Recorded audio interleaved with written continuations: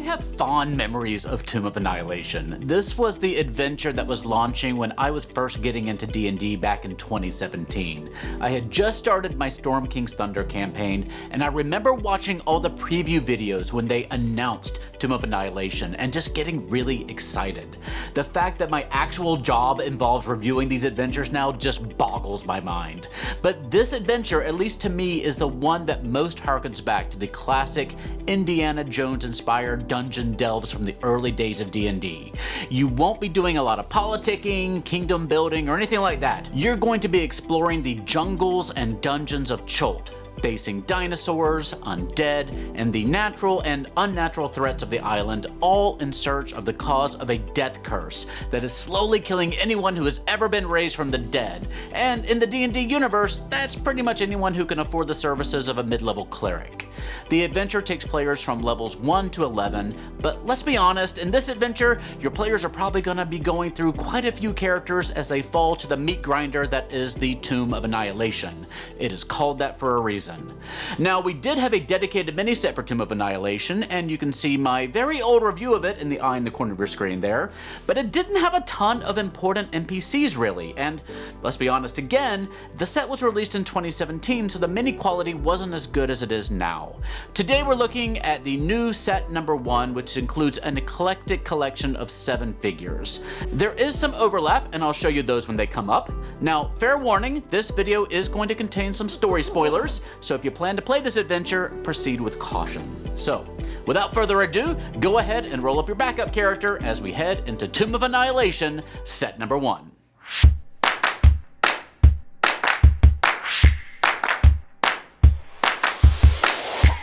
Before we get started, our sponsor Hit Point Press has just released their brand new animated tarot deck and guidebook. The Fablemaker's animated tarot deck is absolutely gorgeous.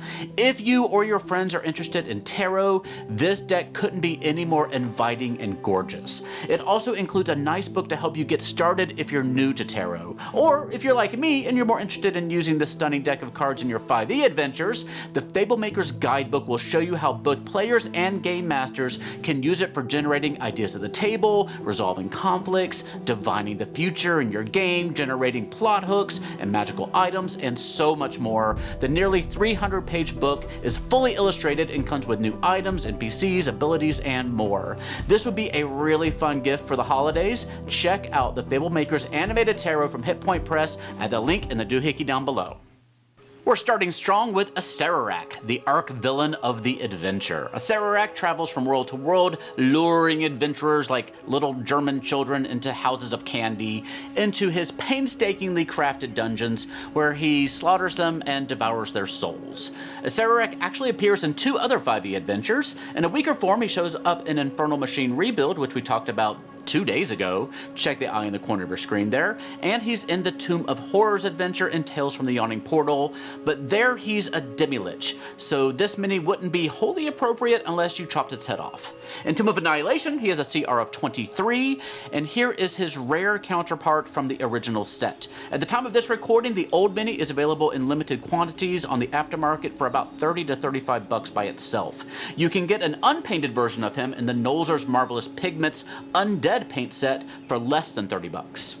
Valindra is a scholarly wizard in Chult, hoping to imprison and study the Soulmonger, which is Acererak's creation that's causing the death curse. Why don't we have a Soulmonger mini, by the way? That seems important for this adventure. Anyway, Valindra hopes to study the artifact while keeping it safely quarantined from the rest of the world, which seems like a plan with 0 potential faults to me. She has a beefy CR21 stat block and would also make a killer PC mini. And here is her old uncommon mini from the 2017 TOA set. You can still pick it up for about $3 to $5. Ras Nsi began life as a Chultan paladin, sworn protector of the city of Mesro. But dude couldn't keep a promise. Went power mad, became a vengeful yet unsuccessful warlord, lost control of his undead army, and then joined up with the local Yuan Ti brunch and board game group, and underwent a grisly ritual that left him half serpent. It is a story as old as time. Oh, and he is also a fashionista with a CR of 7. And here is his old mini, which was also a rare figure. I'm seeing a few available online for between $9 and $15. Old Withers here began life as an Omuan engineer named Gora. He had the misfortune to be around when Acererak enslaved the population and put them to work constructing his newest Tomb of Horrors. Lucky, maybe, for Gora, he ended up being the absolute best trapmaker in town, so he was rewarded with Undeath as a Wight, the new name Withers, and a CR of 4. You are probably familiar with the monster of Frankenstein-esque flesh golems of D&D, stitched together, strong as oxes, and protected by powerful enchantments. Well, Tomb Guardians are flesh golems who have been outfitted with plate armor and spiked gauntlets, bringing their CR up from 5 to 6. They're created from fallen adventurers and then set loose inside the tomb to hunt any new intruders. Xandala, not Zendaya, is the half-elf purported daughter of the legendary adventurer Artus Cimber, who we'll be talking about in the next video. She's come to Chult to find him because he's been missing for quite a bit now.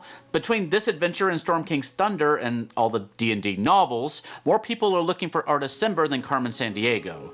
She has a pet pseudo-dragon named Summerwise, not Pennywise, and a CR of 7.